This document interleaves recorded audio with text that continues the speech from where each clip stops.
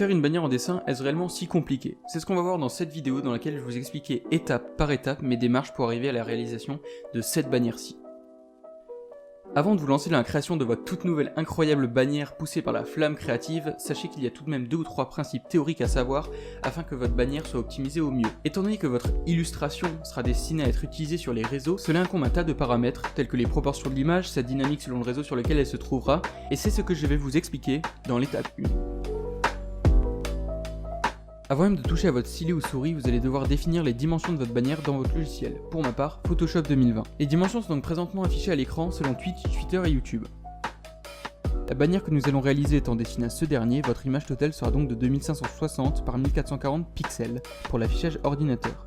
YouTube étant aussi disponible sur d'autres supports tels que smartphone, tablette, etc., il est par ailleurs affiché à différents formats. Vous apercevrez donc via le patron ci-contre les différentes sections d'affichage. La plus petite, en vert, étant celle qui sera visible sur tout support, de smartphone à PC. Les sections jaunes sur support moyen et en rouge, seuls les PC pourront le voir. Il est donc capital de connaître ces démarcations afin de ne pas placer les éléments importants de sa bannière dans un coin, laissant les pauvres utilisateurs de smartphone avec une bannière dénuée d'éléments et de sens. Ce qui nous amène au dernier point de cette partie, la dynamique de votre bannière. Ce plan ou croquis comme vous le souhaitez servira à définir l'organisation de votre bannière. Il n'y a donc pas besoin d'être beau, la preuve, mais servira plutôt à ne pas vous perdre en cours de route et obtenir une bannière déstructurée.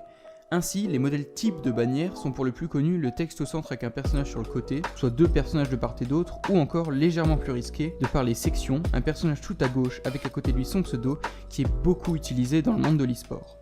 Ou encore simplement un personnage au centre sans aucun texte. Ces schémas ne sont bien évidemment pas obligatoires, mais sont des schémas qui marchent depuis longtemps sur YouTube, ce qui j'espère sera le cas de votre bannière, et qui maintenant que l'on possède les bases nous permet de passer à l'étape 2, la réalisation de notre personnage.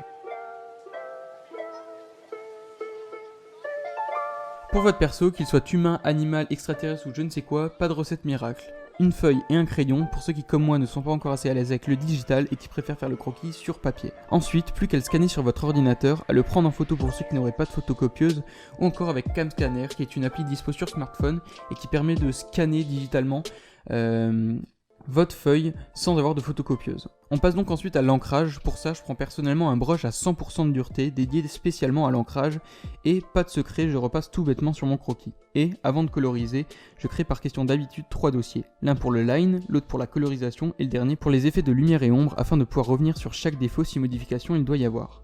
À présent, on passe à la colorisation.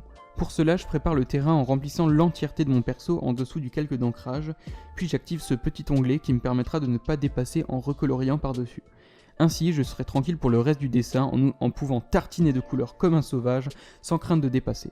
Je remplis donc les différentes parties de mon perso, ce qui me donne donc un dessin tout en aplat, c'est-à-dire avec des zones de couleurs uniformes, sans ombre ni lumière, et qui nous amène justement au dernier dossier, les effets. Avant cela, je vous invite cependant à utiliser l'effet miroir, qui inverse votre dessin et qui permettra de révéler bon nombre de défauts que vous auriez manqués en gardant le même œil sur votre dessin.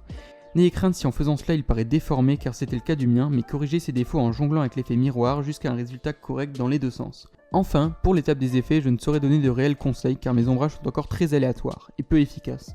Je cherche donc à avoir des jeux de lumière plus logiques et réfléchis, et c'est pour cela que je ne vous donnerai de conseils pour cette partie afin de ne pas vous induire en erreur.